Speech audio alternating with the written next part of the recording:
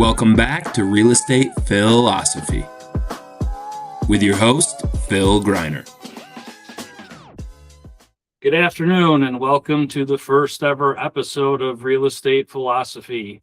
My name is Philip Greiner. I am a local entrepreneur, house flipper, landlord here in the Western New York area, and we are here to talk about real deals, real situations, and real tactics to help you and your small business improve. I'd like to introduce our first guest, Craig Snyder with CHBB Insurance, and we're going to get into everybody's favorite topic, talking about insurance. Craig, if we can start off, why don't you tell me a little bit about yourself? Sure. No one wakes up one day and says, I want to be an insurance agent. It's sometimes it can be dry, but everybody needs a good trusted person that they can talk to, that they can pick their brain. That's the biggest thing, because everybody's situation is completely different. There's not one overall that, hey, this is for everybody. Then here you go. So it's not. So that's what's nice is being an insurance broker. So a little bit more about my backstory. I was a financial advisor for 10 years. And one of my buddies owned an Allstate insurance agency. So insurance agencies, Allstate, State Farm, they're captive agencies. You kind of work for the company. That's the product that you sell. So I was the financial advisor for 5 different offices. People fed me leads. I took care of the life insurance, rollover, stuff like that. And I realized that I cared more about their agencies than maybe they did. They had to hit certain numbers to get their bonuses. And I'm like learning all these people. I'm like, the owner should be the financial advisor. The owner should be more involved in their own business a little bit more. There were some absentee people. Like, you're here all the time, every day. You're here, you're in it, you're in the business, working on it. And that's how you learn and you become educated on the whole thing. So then as time passed, I realized instead of working for a company, it'd be better to work for the client, to work for my customer that I can go and shop around to and have 15, 20 different companies that we could find out what's the best match for you. So I don't work for an insurance company. I have my own insurance agency where I have a bunch of different companies and I work for the client. I work for you. That's my job, is for you to call me and then shop all around to all the different areas, find the best situation for you. And then that's who we go through with those different companies and stuff. So it works a lot better being able to work for the customer and work for you than it is to work for an actual company that you have to toe the line. We can find our niche, what we're looking for, what we want to do, because everybody has a different angle when it comes to stuff. You can't be a jack of all trades. You really can't be. You can know a little bit about everything, but do you really know everything about one thing? No. And that's where my niche is more into the homeowners. And that's where, we met, and that's how we kind of connected and been working pretty well for the last couple of years about, what we're both looking to do in the industry. And that's what you need to find. You need to find that person that, what's your vision? What do you want to become? What do you want to do? And I think that's what the investors need to figure that out too on their own. Yeah, from a real estate perspective, I compare you more to a real estate broker or even a mortgage broker. Correct. You're not married to Allstate only. Yeah. You have the availability to pick whatever is the best need for the client. Correct. And those change over time a lot. They do. Different companies find different niches, or maybe one's not going a certain way and we want to find another one that's a little bit better. Or once you work with certain companies too, they realize the type of business that you're going to give them, and then it gives a little bit more leeway. It's nice to be able to get on the phone and call the underwriter and be like, what we're trying to do here. Maybe it doesn't fit your exact, black and white, but everybody lives in the gray. And so do insurance companies. They really do. If they want that risk and they know it's a good risk for them, maybe it's not on their sheet. They're not going to give it to someone else that's brand spanking new. That's the first time they gave them that deal, but if you have deals with them, a lot of them, and they've been very successful, of course they can always move the goal post wherever they need to. Exactly. It's in the gray. It's not black and white. Exactly what you touched on. I guess so. We're kind of going to use my business as some case studies here. Yep. So I wanted to talk about some of the various insurance policies that we have out there and kind of the differences between the both. For sure. So I think the first easy one to touch on would be homeowners insurance policies. And I guess to kind of give you some talking points to put out there, with my business specifically, we have a couple different insurance policies. We have what I'm going to call occupied rental policy, and then we have the vacant flip property. Correct. And I guess What do you want to add into that? Yeah, and I guess just experience. I'm going to give you kind of a couple of stories. So we do a lot with first-time home purchasers. We do a lot with flip houses. We do a lot with rentals. I do a lot with mortgage brokers. We get a lot of leads with them. And they don't always know what to ask. So when I'm talking to someone, and not everybody, sometimes English isn't their first language, and they don't even know what they're supposed to be asking or anything else. But homeowners insurance, everybody's like, I need a homeowners insurance policy for these. And they're not always homeowners. Homeowners is if you own the property and you live there. That is a homeowner's policy, because usually most people that live in their own home are going to take care of their house. They're going to make sure they're there every day. They know if something's happening, or if there's if depreciation of certain areas, we got to like get a new roof and this and that. You know, I had a client that said, oh yeah, I'm living here. And they had a water backup claim. So like in their basement, there was water in their basement, and they had the coverage for it. The adjuster went there and they're like, okay, these are two rentals from two different things. This is a landlord policy, totally different risk, different liability, different, you know, the landlord stories that you have of the different clientele that are inside of your houses sometimes. So they were paying for a homeowner's policy saying that they live there, and they don't live there. They denied the claim. You literally have to be truthful. Like, it's fraud. That's the biggest expense in our industry, is fraud, is you're not explaining the right situation and paying for premiums different on a homeowner's than on a landlord's. So that's the first thing, is we got to make sure, if you don't live there, oh, my aunt lives there, my cousin lives there, my brother lives there, they are not on the deed. They do not own that house. That is not the same insurable interest as someone that owns that property. It's not a secondary homeowner's. Nope, it's a landlord's. It's a little bit more expensive, but your claims are going to be covered. And at $100 a year, at the end of the day, when a $10,000 claim doesn't get paid out, I think you pay that $100 every single time over the year, just because you're trying to, you know, save yourself a couple bucks. You know, like, that's Absolutely not the way to do it. So that's the first thing, is homeowners, landlords policies. Now, with landlord's policies, now you own it and say no one lives there. That is a vacant policy. The biggest thing with vacant policies is no one lives there. There's unoccupied and vacancy. Unoccupied means there's still stuff there. Snowbirds, right? So someone moves to Florida. We got tons of these people. They go for 3 months out of the year, and it's unoccupied after a certain amount of time. Some companies look at it 30 days. Some look at it 90 days, you know, for if you just don't live there. Because what if there was a water main break? What if something happened and you're not there for 3 months? Oh my God, destroys everything. So it's a different type of risk.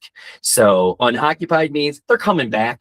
Maybe someone checks on it every once in a while. Those are better rates because they have all their stuff there. They want to protect it. Vacant houses. So different situation, because you're buying that house. You're flipping it in 30 to 60 days, whatever's on your, what your plan is to get this done. And then they know it's going to be on to the next thing. Some people buy these vacant houses because they get a good deal on it. I'm going to work on it for the next year.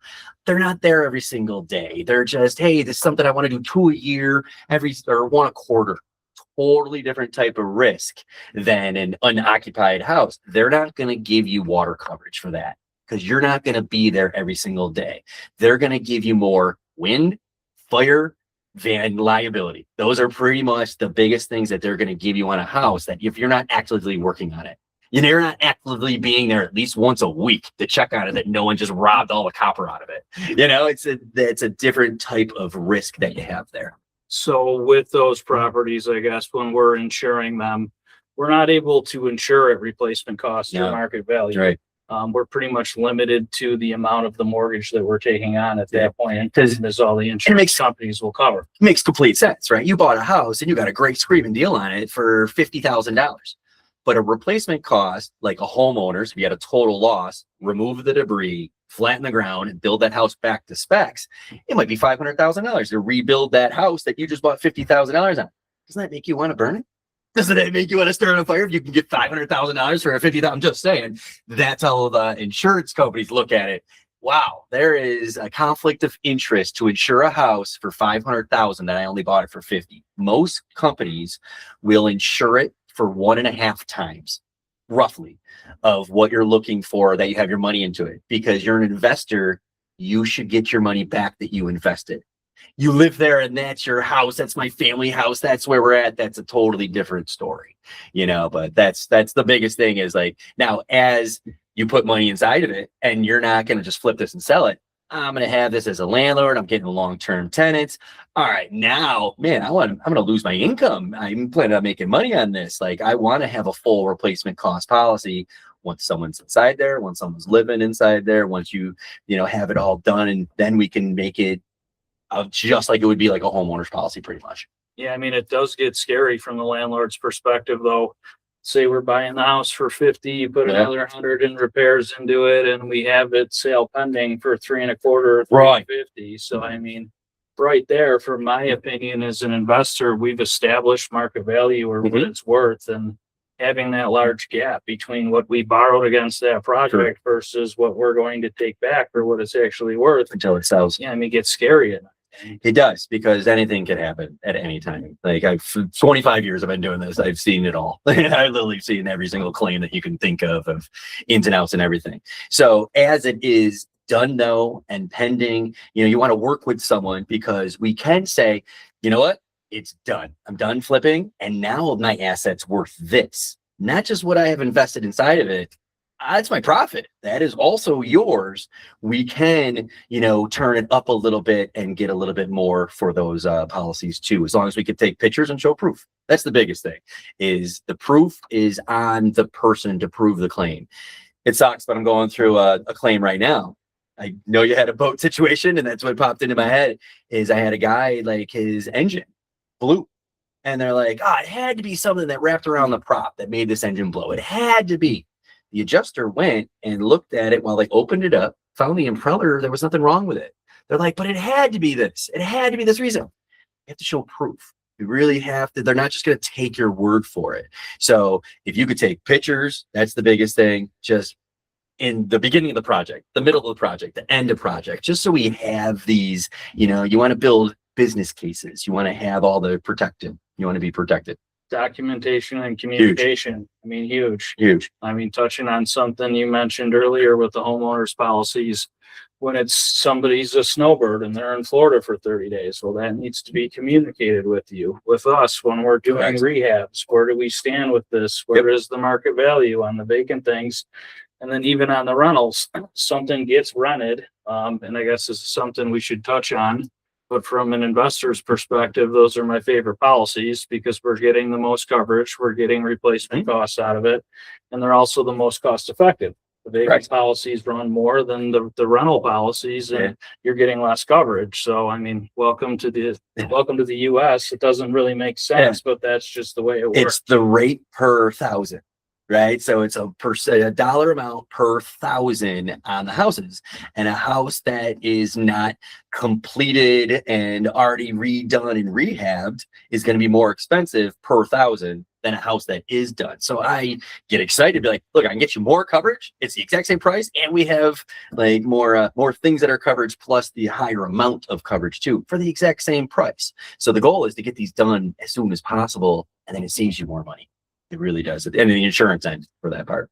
One of my favorite parts about working with you is just the communication and streamlining things. So when have multiple private lenders in the background, and then we're borrowing on rentals from multiple different institutional lenders on that side of the coin, making sure that fire damage is in there, rental loss coverage is in there, and making sure that text is in the rider, and updating additional insureds. It's something that you need to stay on top of as an investor. And when those lines of communication are broken, it just turns into a headache, I guess, logistically, and more importantly, can be a large financial burden if something does go wrong. And like I said, it is communication. That's all it is. Even if it's just an email saying, I want to add this on, like, we have documentation of stuff, which is kind of nice. So that's the best way, is like, you really want to have like a one person that is taking care of you, not a 1-800 number that you're never going to talk to the same person again, ever. You go online, you can go get a quote all you want. Doesn't mean it's going to get paid out. Like whatever you wrote, that's what it is. It doesn't mean they're going to pay out the claims or anything else.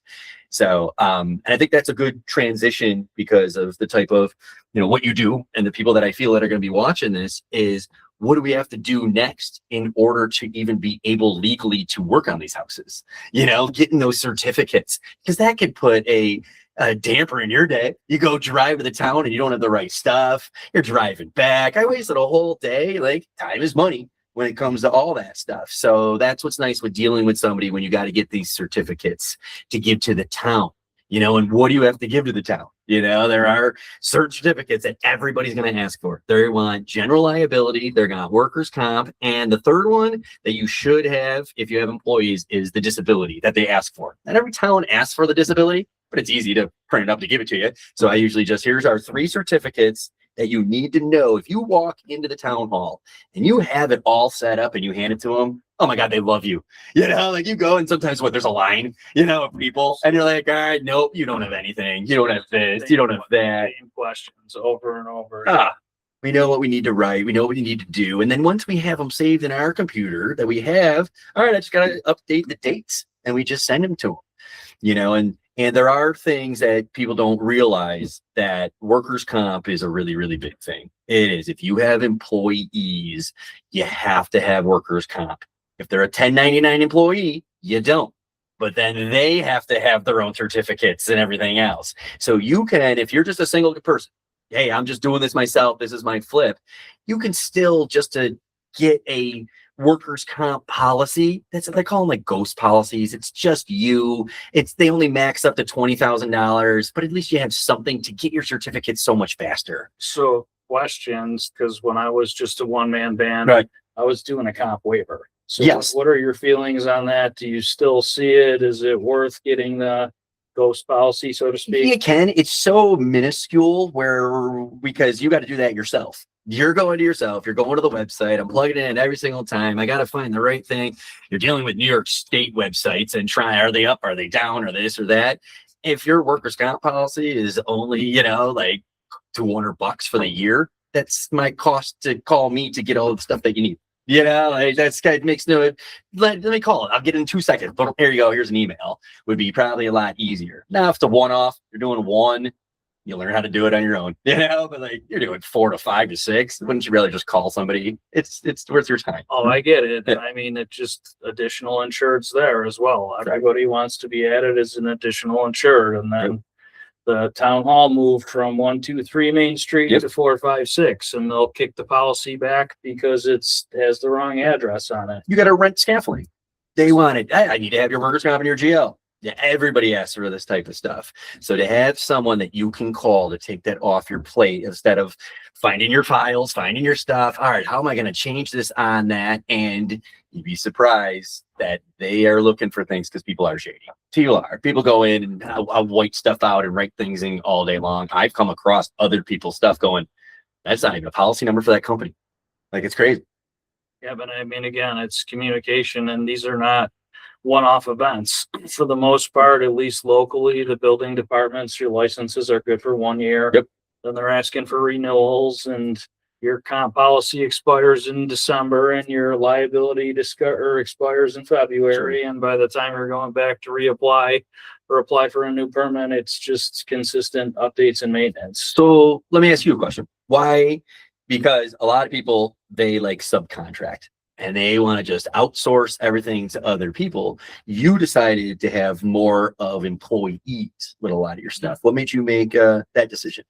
I mean, and a big factor is just control. I mean, you have makes sense.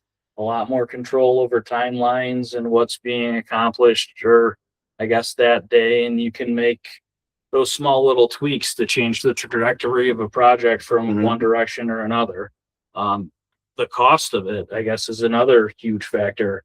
Hell, if I could do it all over again, I'd go back to school to be an electrician or a plumber. Right. I mean, these guys are, and good for them. They deserve it. But I mean, the rates have been going through the roof. Yeah, I mean, give it 5 years, maybe 10, and I mean, every plumber is going to be a millionaire, in my opinion, and every electrician is going to be a millionaire. And insurance companies like it so much better because they know you are the one that's your employees. You're going to want to take care of them. You have to have workers' comp on them. They can't, all right, subcontracted. Who'd you use? I have no idea. Like, they're like, oh, we're insuring your house. He's just picking anybody that can work on it. That a lot of people, just pick fly-by-night guys because it's the cheapest, because they're on Facebook saying, hey, who can do this today for me? Are they insured? Are they not? Now we're insuring a house. that someone just asked someone else that's working on that they don't even know them. So this is the right way to do it. Phil has been doing it since day one. We've been doing this for a couple of years now, working together. And since day one, since he started from the beginning, he always said, I want to do it the right way. I want to set it up the right way. Have employees, have the right policies. Like he's asking me policies, like, should I have this just to cover his own butt? And sometimes I tell him no, because maybe you don't need to have it. Do you need to have a sexual harassment policy? Like you don't. I mean, unless you got someone in your office you got to worry about or you're harassing people, like you don't have to have one of those policies, but you want to know what it is in case I just might need to. I mean, let's, I guess, go down this rabbit hole, but with workers' compensation specifically, learned a couple lessons within the past few years as a business owner myself. I guess two things I wanted to touch on. We just moved my comp to what I'm going to call a pool. Yeah, it's called a safety group. So that's the terminology. We were able to move it into a safety group, which is at the end of the day going to hopefully create a dividend payment at the end of the year that's going to create a savings for us. Right. And to kind of give an example of that, most people have heard of the risk pool, like a 16-year-old kid driving, car right? insurance. And no one's going to insure this person. They can't go on their parents, something, 2 DWIs, who knows? But like they have to have insurance in order to get a car. So in New York State, they have to insure you. It's called the risk pool of the New York State plan to get auto insurance. You go in there for a year or 2 or 3, you show you're not a mess, then actually preferred companies, you can go direct to your own. It's very expensive, but you got to bite the bullet at the beginning. That's what it is with contractors. It's the same type of situation as like no insurance company, unless you have 5 years loss runs that are clean. You could show like, hey, I've been doing this for a while, have experience. You have to go to the state fund. And that's going to be the cheapest. Like if you're just on your own and you're like, I'm starting, or I need to go get workers' comp, I'm going to go to the state fund and they're going to give you a price based on you started from the very, very beginning, but you can't go anywhere else. But now we got a couple years in, I can show track records of stuff. These safety groups say, let's take the best people that are in this risk pool, and now we're going to take you. And we're going to put you over here. You're going to pay the same price, but then at the end of the year, all right, we were 35% cheaper than what they were. And they take a little cut of it. They take a haircut, and then they give you that back. So that's what's kind of nice, is because you have no other option. So like, but why am I paying the same premiums as someone that just started when I'm 3 years in and can show at least I got 3 years? A lot of this is like with roofer stuff, you just can't control, your heights, and in New York State and being so happy and everything else, there's no other companies that'll take you. You have to go to the state fund, but now you can use a safety group that is insured by the state fund. And as long as you can get into this safety group, and they might kick you out if you have 1 or 2 or 3 losses, but like that's how it works. As long as it's called a mod, an experienced mod.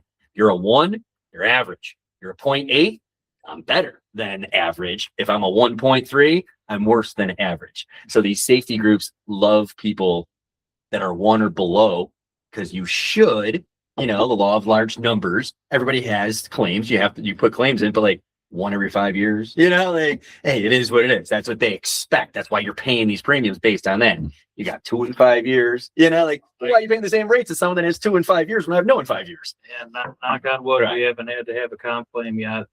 But in that same conversation, so I have multiple payrolls, and that kind of came back to bite me in the butt to get into the insurance group here. Because we ended up taking our construction and moving it to a separate company. Okay. Well, we didn't get any credit for having a clean payroll for 3 years before that. Right. So we were locked in with the New York State Insurance Fund or New York State Comp Fund, and could just make this move here recently. Sure. So, And you might not ever have to move out of the fund being insuring you, because if you have the safety group, and I'm going to get 30% cheaper, a lot of people stay in them for long, long times, for 10, 15, 20 years, because it's still the best prices as long as, the safety group does good. And they give you their track records. They show you, hey, we paid a 25% dividend, a 35% dividend, a 20% dividend, because now we're taking the risk off of just one person, you, Now there's 2,000 people. That's what all insurance does, is just taking the risk off just one person and spreading it over a bunch more. But it's a bunch more of people that have a track record of being a little better than someone that might not be with their experience mod. And your mod changes every year. It really does. So it can get better. It can get better. So you want to shop these around. You want to shop your workers' comp around, just like if you're shopping around the property coverage that you have too. Yeah, and I mean, at the end of the day, it can create a huge impact for a small business. Our workers' compensation in total is going to be somewhere around $100,000 this year. Yeah. And I mean, if you're talking about a potential 30% savings in a dividend, I mean, that's 30 grand. I mean, that's a part-time employee or a new vehicle or marketing spend. And it's about these little tweaks that you can make that are going to make you successful or not. Same, just like going from actual cash value to replacement cost, to going from vacant to going to renters. It's just all your moving parts of how we can get that profit margin, another 10%, another 20%. Because that's how you make money as the owners, is off those profit margins. Everything else you're paying for employees, you're paying for everything else that you need, that extra where we can cut. That's where we can thrive and we can hire more people and we can, grow for sure. I mean, the best advice I've ever gotten as a business owner is from another operator or a professional. And it's about these relationships. Yep. Unfortunately, they don't teach any of these things in school. I mean, insurance as a whole, they don't talk on entrepreneurship. And it's like, why not? Why is this not public information? Why do you not want to see people succeed? And it's an interesting topic. But you don't know until you know it. It's experience, right? Your path and my path too. It's all experience to get us to this point today, which I feel we're both very successful in what we're doing in our field. But that's not where I wanted to go to at the very beginning, and probably not what you wanted to do at the very, very beginning either. But we found our niches because of the experience. And then there was, there was a hole, there was a gap that needed to get filled. And on my end, I feel there was a gap where people just didn't know someone to call and be like, I'm starting a business. Like, who do I call? What do I do? I'm like, all right, you got to have workers' comp. You got to have general liability. You got to have your disability. This is what you need to do. You just call the one person that can kind of help you get started instead of trying to figure it all out on your own. Expensive lessons. I've learned them. And the education never stops. Yeah, let us take them. Let us take those. But we've already have our sunk costs. Those are already sunk costs that we've already made the mistakes. So other people won't learn from it. Won't have to do them because we'll tell you that's a mistake. There's a glaring hole right there. It's one of the mantras in our business. We do it right because we do it twice. I am far from perfect. I've got to screw it up at least once in order to learn the lesson. I guess just something else to add to that. The education never stops. No. I started my first company in 2006, 2007, and I didn't understand the workers' comp rules until this year. Right. Is when we were eligible for it. And able well, we never had to look for it either, right? Because you're getting a rate based on clerical or office. All right, it's a couple $100. My workers' comp at my insurance agency is completely different than your workers' comp because, like, how do they get hurt, or the unlikely of it is completely different than yours. And it's all based on payroll, what you pay somebody. It's a dollar amount per what they're doing for their job. So like we didn't have to worry about it when it's you and one other person, and that person is just doing your paperwork and you're actually doing all the work. And as an owner, you don't have to cover yourself because how are you going to collect from your own paycheck that you're not getting? I mean, I guess disclaimer, these rates change all the time and it depends on the trade. But last time I checked, I think it was somewhere around 10 cents per 100 on an office worker, and it was closer to $9 per 100 or a payroll for an interior carpenter. Sure. Yeah. I mean, that doesn't cover roofing, exterior, second floor. I mean, that's relatively limited coverage. We're talking kitchens, bathrooms, windows, doors. So, I mean, understanding what comp code you need to pay for or select is huge. And are you a contractor or are you a carpenter? Totally different. Those are different too. Just even little nuances of little things like that. Are you doing 60% of this? Are you doing 40% of this? So like it really does, you get your ducks in a row, have everything written down the right way, and you can try to save as much as you can. But they're shocking premiums sometimes that people don't put inside of their bids or inside of when you're purchasing a house and be like, all right, no, you got to add that inside that, when you're hiring people and you're doing things. Yeah, I mean, just because you're getting it cheaper, it's the apples to apples question. Are you getting the same coverage or getting the same product, whatever it is, if you're buying a furnace, and not everything's comparable? No. I guess we were on the building permit conversation. Let's jump back to a general liability policy. Sure. For people that don't know, what does that cover and how are, I guess, amounts selected and how do you walk somebody through that process? Sure. When they ask you for that type of policy? And so many people are so happy at the end of the day, right? So you just have to have something that to protect yourself where you have your policy, where if you ever got sued, I have people come in and just drop off the paperwork that they got served. Okay, we'll send it to your insurance company and you walk away. And if you have an insurance company, that's what they do first. They go and they'll give up to their limits. And then if someone wants to sue you personally, because they're not suing you, they're suing your insurance policy. So if you have an insurance policy and you ever got sued, you just bring in that paperwork that to me, and I give it to whoever company we're insured with, and you let them battle and you let them fight for it. If you don't have anything, you got to get your own person. You got to get everything else. And hopefully your limits are high enough where it doesn't, exceed the limits, or they're coming after more than that, then they can sue you. And then your insurance company's out because they're like, we paid everything that we could on our end. But that's what's nice, is having a lawyer on retainer is pretty much what it is. And the biggest thing is liability. That's what they're looking for. A lot of these insurance companies, or a lot of these people that want certificates, they're like, I want to have 1 million, 2 million. Well, what's that mean, right? It's $1 million of liability per claim for $2 million for the whole year. You had two $1 million claims. That's what aggregate the $2 million, a 1, 2. That's a lot of standard stuff. Or they want at least 500 to $1 million, for that things. And with some of these companies, even if you're just a handyman on your own, those are really easy, cheap policies. They're not very expensive at all. It might be under $1,000 for the year that you have your own policy that you're protecting yourself. Like a lot of these 1099 guys where like they're installing carpets, like they work for, Carpet World or something like that. They're hiring independent contractors to do that. That independent contractor has to have his own insurance to be able to work for that company to go do it. And like, they're not very expensive. They really aren't when it comes to just one standalone guy on his own. Once you have the policy where like, all right, now my general liability is protecting all of my employees if they ever got sued. And the biggest thing is more of shoddy work. That's how you can get sued, right? That's what it is. It's not really usually like the slip and falls because your employees have that workers' comp for that. It'd be like someone off premise came in and, they slipped and fell. That would cover that. But it's more for the liability is what you want to have.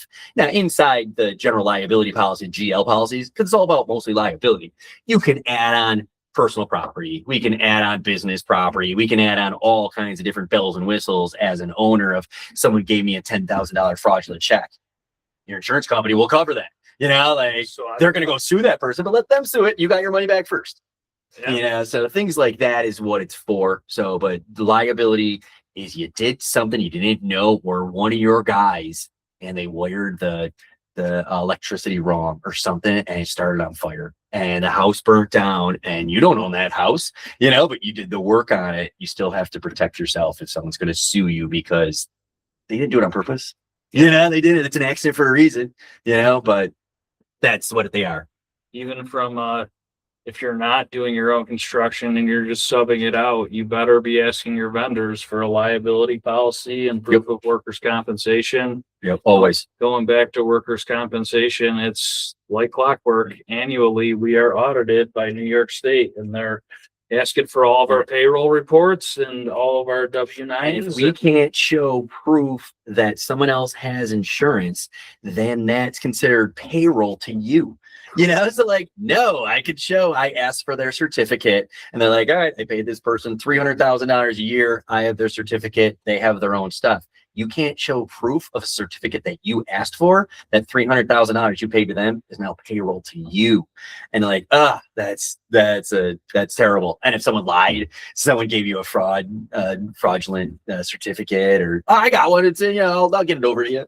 Yeah, and I mean, there's maintenance there too. We have great relationships with our vendors, and a lot of them have been with us for the past 5 or 6 years. But hey, Tony, did you update your comp? Or hey, Frank, did you send in your new disability? And there's a website. It's super easy. Anybody can go to it. You just Google search like, does this person have workers' comp?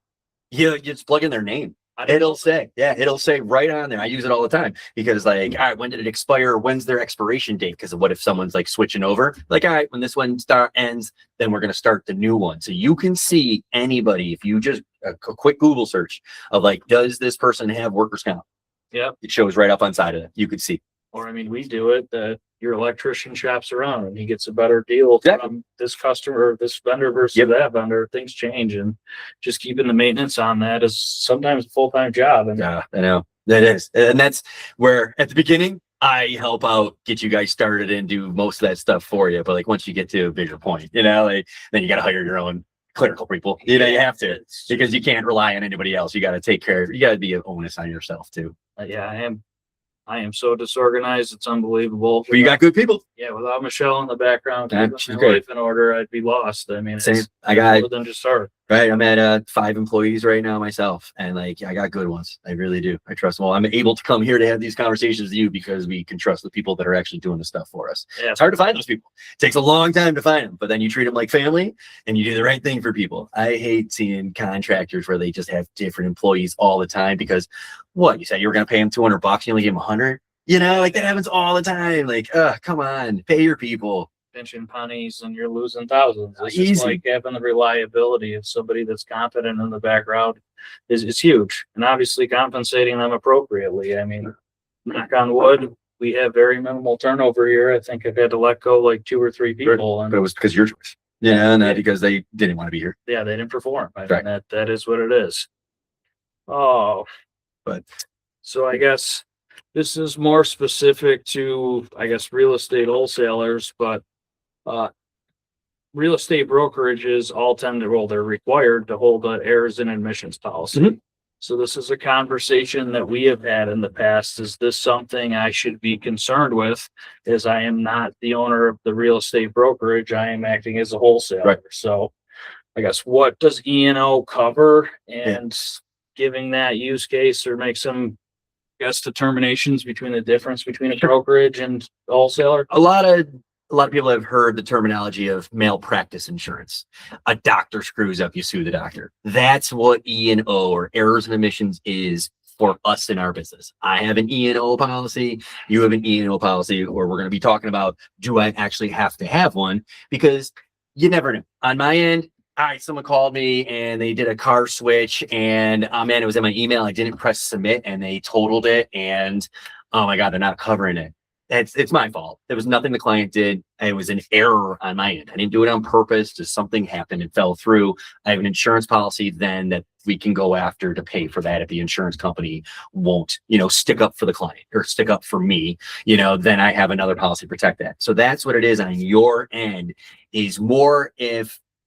And it wouldn't have to be like fraudulent, just because so many people are so happy. But like, hey, this property, you can get $2,500 rent, no problem. And that's how you sell it as. They're like, no, I can't. I did for 2 years. I've tried so hard to get $1,000 a month rent. You said things that weren't true. Okay. That's more of why they would come after someone sues you, because like, all right, you sold me this saying it's a brand new roof. You thought it was a brand new roof, but it wasn't. Maybe just someone put some shingles over a little hole and you didn't do your due diligence because you didn't know, but you sold it as a new roof. They come back like, this ain't new. Who are they going to sue? Who are they come after? So that's more what it is when you're advertising or saying it's one thing and it's not. But maybe you didn't know. You thought that's what it was. You thought that was the answer.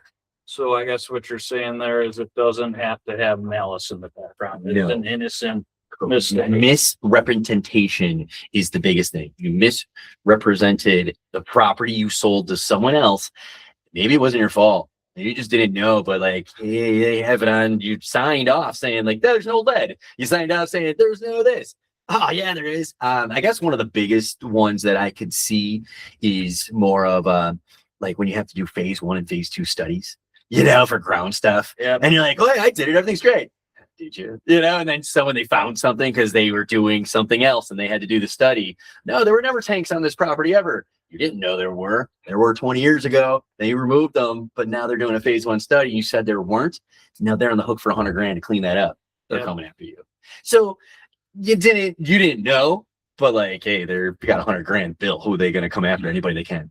This is the building we're in. I had to do a phase 1. Same with the property that I bought too. I backed out of one because they told me, oh, the phase one, oh, we got to do a phase two, but it doesn't seem good. Yeah, but if they found dirt, you have to go store that dirt and pay a fee for that dirt being held for a certain amount of years. Like it got real weird once I looked into it too much and I backed out of the deal that I was building the property.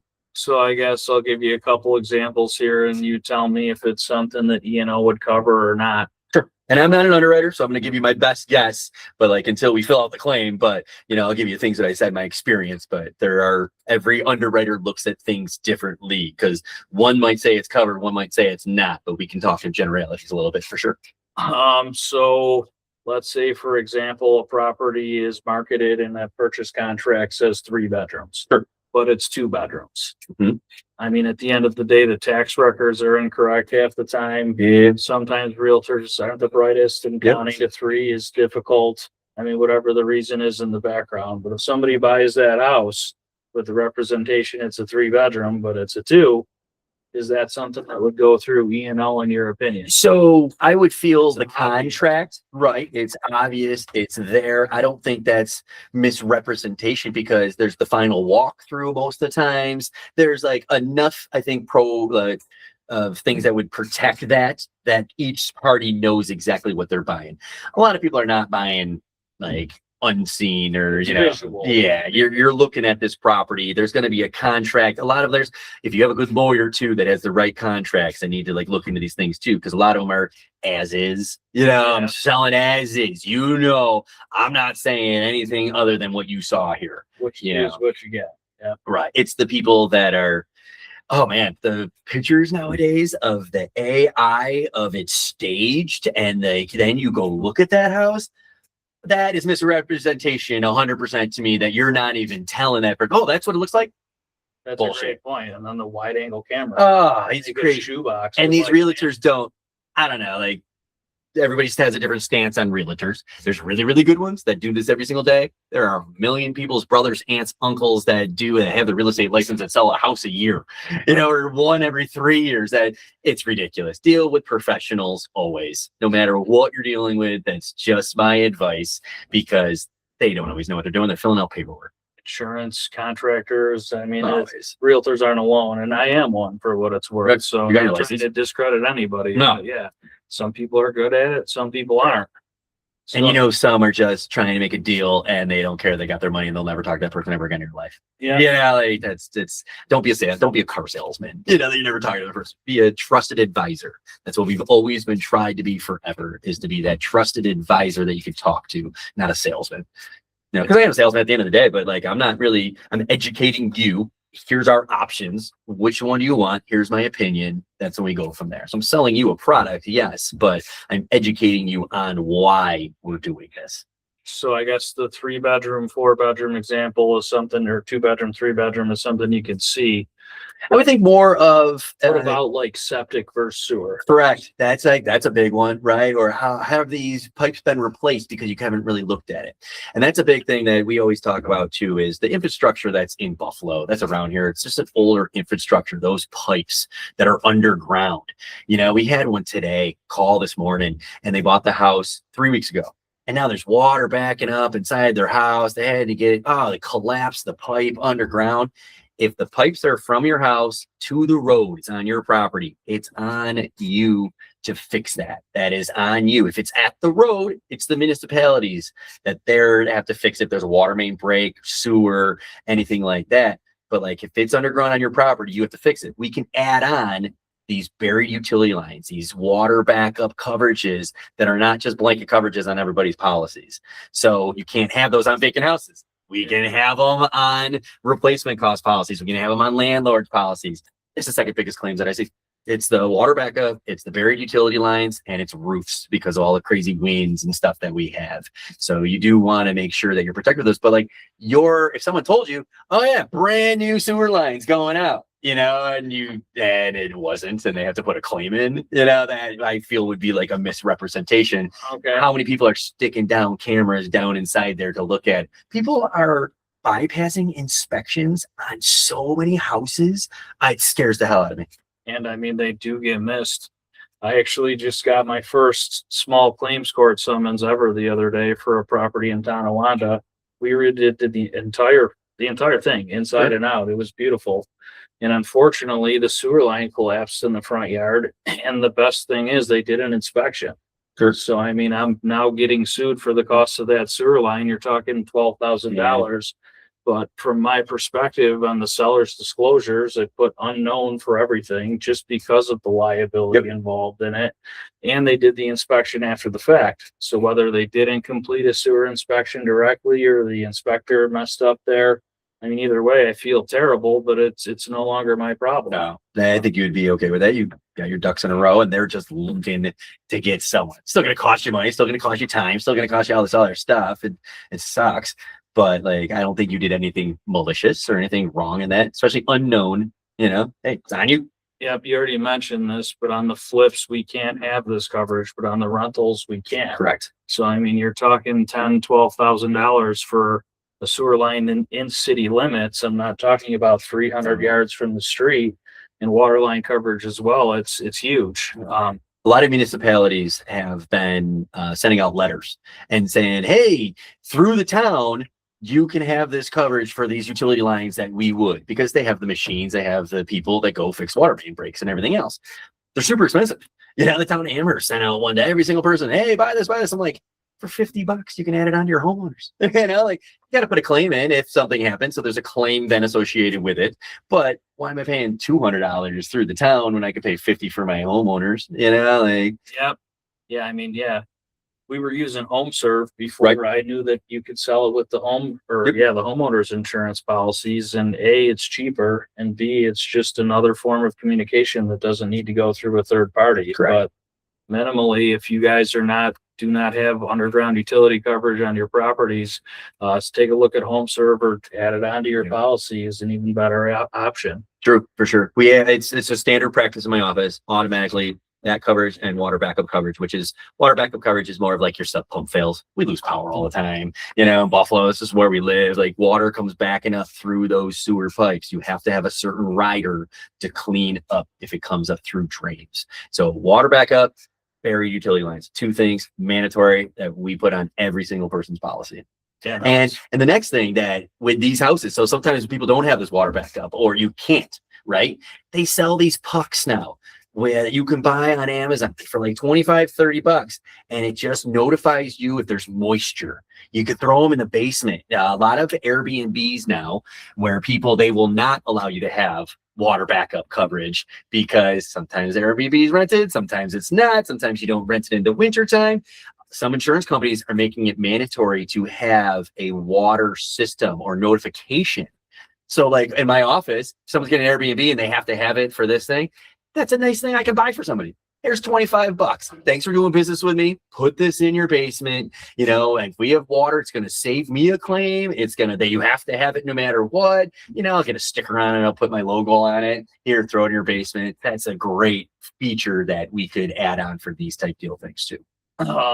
Kind of self-insuring here, but Marcel, I believe, is the name of the sensor that we use, but it provides internet service to us. And then it's got a humidity monitor in there, as well as a temperature sensor. So while we're flipping in Buffalo, you know, a blizzard or a storm's coming through. Well, get out there, go see what's going on at that house. It prevents some of that because we can just check the app and it's like, this house is 55 degrees, this house is 53 degrees, whatever it needs to be at, and know if we have a problem or not. We need to use technology to our advantages, you know, like the Ring cameras, that's a discount that you can have. There's notifications for stuff. So like, we got to take some onus. I hate when someone just like calls like, I want to put a claim in. It's like, why? Like, first of all, get an estimate. You got a deductible. Let's talk about the whole situation. It's like, people almost feel like they need to get money back from their insurance, you know, every once in a while. It's like, hey, let's figure out how it's going to affect you. At the end of the day, you, with your increases and things go up, you end up paying for that claim just stretched out over 10 years instead of 1 year. Yeah, no, I get it. Knock on wood, I've only had to make one claim, and it was ice jam that took down the fascia, part of the roof, and etc. And that's a good question too, because last winter, man, it was cold and the ice backups and everything that happened. We probably had 25 claims that people called in, and they're like, they have $1,000 deductible. And I was like, did you get an estimate? Like, your gutters fell off, right? Go get an estimate. Oh, it's $750 to put my gutters back up. then put your gutters back up. Pay the $750 because your $1,000 is the first you got to pay anyway. So you're going to get none out of this. Then I have half of them. We did put claims in because it ripped off the fascia. The one slammed down and hit a picture window. It's $8,000 claim. Of course, we're going to put that in and make sure they're taken care of. But you always get estimates first. Let's see how this is going to affect your policies to see if it makes sense. Mineral Springs, one of our Airbnbs is where we had the roof damage, and we did exactly that. He told me to get an estimate. I sent in the estimate from Eastern Remodeling, our roofer, and literally had the check in our mailbox before he even did the work. So, pictures, estimates, done. The adjuster walks out for 2 seconds. You're right. Done. It can be, you can get checks in 5 to 7 days if you do it the right way, and it's worth it. Have documentation. On a $10,000 repair with a $1,000 deductible, it made absolute sense. It's Completely. $750. And it's a one-off. It's not. It's my third claim in 5 years. Third claim in 5 years. Insurance companies are dropping. That's a lot of people don't realize. Like, insurance companies don't have to insure you. They can drop you and say, all right, nope, we don't want to be on this risk anymore. Go find insurance now with 3 claims. Yikes. There's just a fire policy. You have no other coverage. So I guess insurance nightmares, speaking of them, bought a house in Amherst, and the same day that I bought it, had a giant tree in the backyard fall, and it ended up crushing the neighbor's garage directly adjacent to me and then hitting another neighbor's garage right next to it.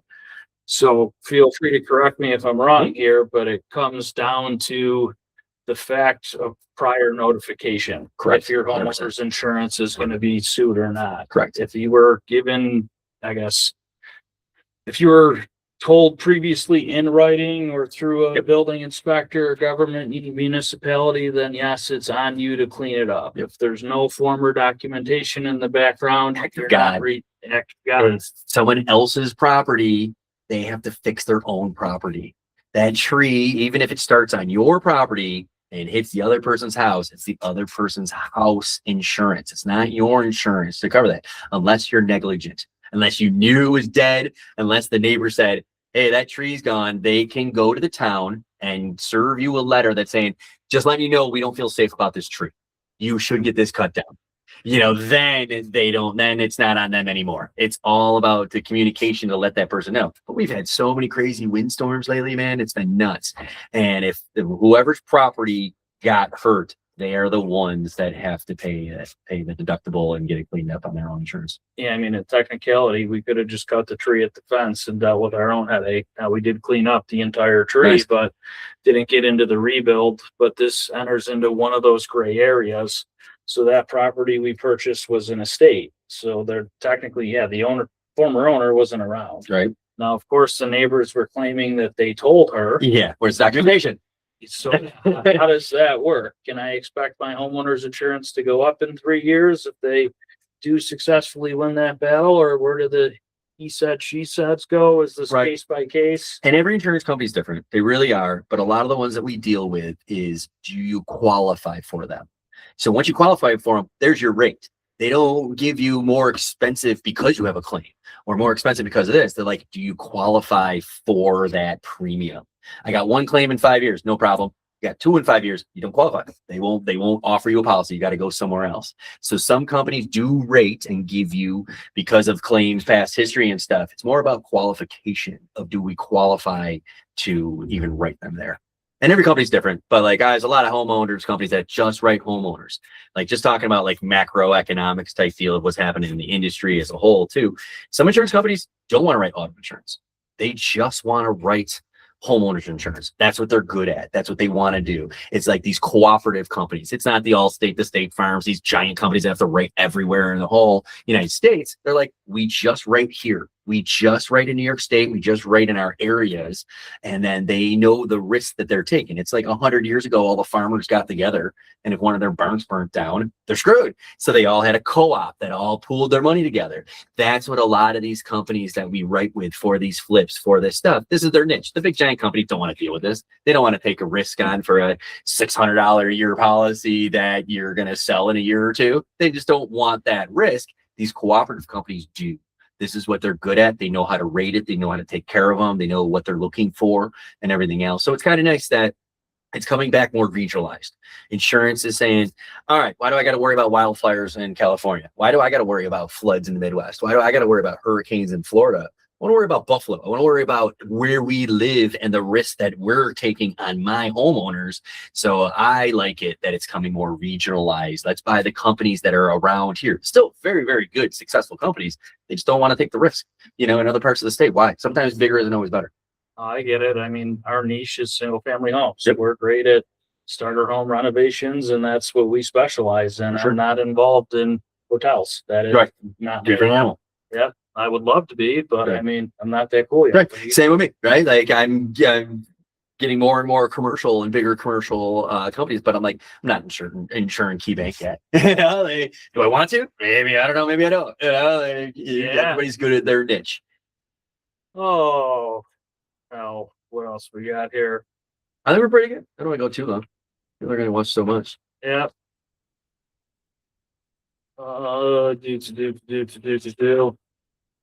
I guess rental loss coverage. Let's touch on that if you've got some experience, but Kiabi makes me get it. Sure. No, the banks are going to make you get it. Yeah. Yeah. I guess.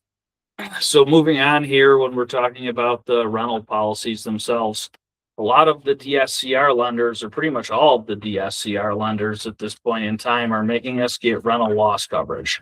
So I never even knew such a thing existed. And hell, if it's as good as it sounds, I wish I had it during COVID. But what does rental loss cover? Does it make a difference if it's an Airbnb or a long-term rental, or what do you know about it? Yeah, it's there's two different types. So when you're homeowners, they automatically have this set up for you. So on the homeowners part, like you have a claim, you had a fire, you can't live at your house, right? So it's called loss of use on a homeowner's policy. And the loss of use means, and I had a big fire down in Angola, actually. It sucks. It's 30 Point Road. And they can't live in their house while it's getting fixed. The insurance companies will pay for you to lodging and for your food. They'll pay you, it's usually 12 months. So it's 10% of your dwelling costs. So just say roughly it's $10,000 a month for 10 years or for 12 months. It's 120 grand that they'll put you up somewhere to pay for your lodging and pay for your food. That's how homeowners policies work, because you can't live at your house. Insurance company's going to pay for you to live somewhere else. Well, the same type of thing is income that you're getting from your rental. You got to pay your bills, and now, man, I have a 4 unit and I'm getting $6,000, probably minimally, from that 4 unit a month. Well, how am I going to pay my bills if I'm not getting that $6,000 a month in for it? How can you still pay the mortgage on that property if you got no money coming in and your mortgage is $4,000 a month, right? So that's what these insurance policies cover, is if there's a claim where somebody can't live in that property while it's getting fixed, only while it's getting fixed. That's kind of how it works. You have to have a covered claim in order for this to kick in. Covered claim, fire. Man, no one can live in this. It's not safe. Tree falls on it. Hey, while we're at 6 months, well, I'm out $6,000 for 6 months. I'm out $36,000, and this does not put the people up. This does not put your tenants up. Your tenants need to have their renter's insurance policy. Their renter's insurance policy will cover their stuff and will cover their loss of use. So homeowners, loss of use, can't live there, renter's policy pays for them to live somewhere else while it's getting fixed. So that's why I make every single one. I had a couple Airbnbs, couple rental properties. You have to have insurance. You have to have them have renter's insurance, because none of their stuff's covered. They think your policy, the landlord's policy is going to cover my stuff. No, a candle burns down the place. None of their stuff's covered. None of it on your policy. Why are you covering someone else's stuff? So you got to cover your own stuff. They have to have their own renter's policy. My story that I tell people all the time about renter's insurance, dirt cheap, $100 a year, $200 a year for policy. Sometimes as a landlord, I used to pay for theirs. I'm also the insurance agency, so I made sure it was higher limits, because if they had, my story is, employee of mine actually smoked a cigarette on the side of her garage that she rented, and threw her cigarette butt in the garbage, started the garbage on fire and melted the side of the siding on the garage. Had a little bit of damage, smoke damage, this and that, $40,000 of damage. And she had a renter's policy with $100,000 of liability on it. $100,000 liability. The landlord sued or sued her insurance policy, gave her the paperwork. She gave the paperwork to us because it was insured in my office. We give it to the insurance company. They wrote him a check of $40,000 like in 2 weeks. So yeah, she didn't have $40,000. He doesn't want to sue her. He knows he's not going to get it. He just put a claim in under her insurance policy for liability, found that she was negligent. Here, he was all covered and taken care of. He didn't put a claim on his own policy. He put a claim under the tenant's renter's policy and got $40,000 for melting siding on his garage. $200 a year is all that she paid for the policy. Great. Gotta have. So we actually wrote it into our leases requiring our tenants to have rental coverage. Nice. Like you said, is so minimal. Yep. That A, we don't make any money on it, but B, it's in their best interest. If Yep. anything goes wrong at all, I mean, their contents are covered. Yep. And then just a quick synopsis on the rental loss. It's not going to work in an eviction situation or non-payment. Yeah, it's not like Yeah. you're missing rent because someone's being an asshole. No, it's a covered claim where you can't get your rent from them. Everybody can drink. Yeah, you're trying to find the right ways. To go back a little bit to the renter's policy too, because being landlords and taking care of things, what are the biggest concerns you got to worry about? Dog bites and slip and falls, right? Those are the biggest things. So, and your tenant doesn't always tell you if they got a new dog or a new puppy or something like this, and they sue you and they don't have renter's insurance, they're suing everybody. They're suing you. What do you mean you didn't know that you didn't disclose it? Oh man, this and that. So dog bites, slip and falls, two of the biggest things for liability sues, and the renter's insurance will cover that. And they cannot deny you having a dog. PETA got in it a couple of years ago where people were like, oh, I get Rottweiler, Doberman Pinscher, these dogs, pit bulls. You can't have them. Or I can't get insurance. That's not true. It's only if they have a bite history. They cannot say you can't have it because of the breed. You just have to disclose what breed it is and if they have a bite history. If they have a bite history, then they can say, no, or I'm limiting the liability only down to 100,000. And nowadays, everybody's dog is a service animal. Every single Thing's foaming at the mouth trying to eat you, but the Sparky's a service animal. So I think that's the biggest thing that we can kind of tell people that are going to be, watching these type of videos is make sure people have renter's insurance. Make sure you disclose things the right way. What's your goal is to take the risk off of you, right? You either give it to the insurance company or you give it to the people that are renting from you. Take the risk off you so you can sleep at night so we don't have to worry about these things. That's the biggest thing. Mitigate your own risk.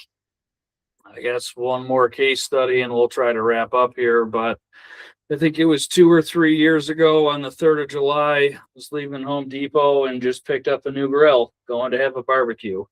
And come to end up, I ended up hitting somebody on a bicycle and breaking their leg. I'm pretty sure I was with you at this point in time. So without getting into the nitty gritty details, it's believed to be intentional. What ended up happening was this gentleman took an ambulance ride to Buffalo General. His leg was dangling, like it was obviously broken, felt terrible. But long story short, when he got admitted, he kept on insisting for opiates and drugs and they wouldn't give it to him. So he ended up discharging himself.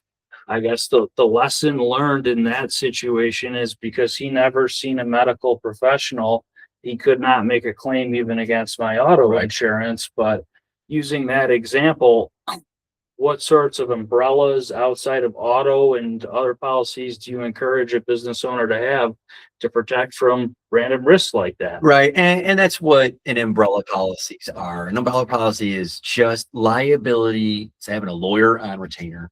Like, all right, I got $1 million for my general liability. I got $1 million from my commercial auto policy that I have. And sometimes $1 million just isn't enough. What they're going to do is like, all right, something happened and someone passed away. They're making $100,000 a year, right? And they're 30 years old. That's using numbers, right? Hey, you got another 30 years of working. Another 30 years of working, you make $100,000 a year, $3 million lawsuit coming your way no matter what. That's just the start of what lawyers do. They say your income that they were going to make in their lifetime is now gone. Here's $3 million. Well, I got $1 million on my policies. All right. The umbrella covers an umbrella, just like how it sounds. It covers all of your stuff. So it's another $1 million on top of your auto, on top of your toys, on top of your boat, on top of your motorcycles, on top of these different things that you have. So that's just another blanket coverage to have. I write a lot of them when young kids are on. You got young kids that are driving. Like they're 17, 18 years old, they don't know, like they get in accidents for a reason. They're not coming after that person. They're coming after you. They're coming after your home. So like you're having parties, you got a pool in your backyard, you got stuff. It's a lawyer on retainer is for an umbrella policy.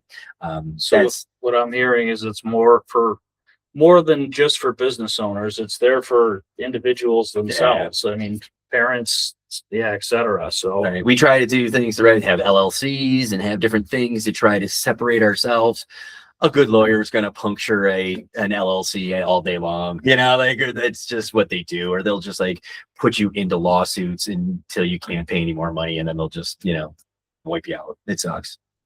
Well, thanks, Craig. I greatly appreciate you. Thank you for everything. This was very educational. Hopefully we can I feel there's going to be like, a round 2 and a round 3, because it's just, we're starting the niches of just like starting, all right, now we're in full running. What do we do next? What do we do next? So if somebody wants to reach out to you, how do they do that? The easiest way, everybody likes to text, everybody can call, our number is 716-243-0212.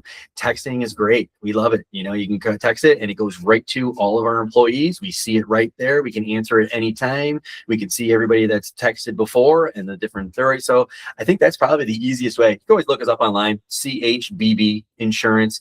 I'm based in Derby. I have another office that's going to be opening soon in Eden. Pretty excited about that. So we're growing bigger and better. I'm from the South Towns, but we write everywhere. New York State is where we write. But my niche is also flips and landlords and first-time home purchasers, people that are starting out. You got questions? That's what I'm here for. I'm not going anywhere for the next 20 years. So you want to be with someone that you can grow with also.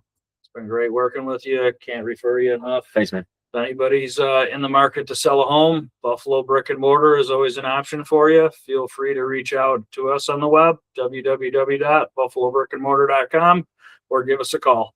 Thank you very much and have a great day. That'll do it for another episode of Real Estate Phil-osophy with your host, Phil Greiner, helping you navigate real estate without the stress. Thanks for stopping by.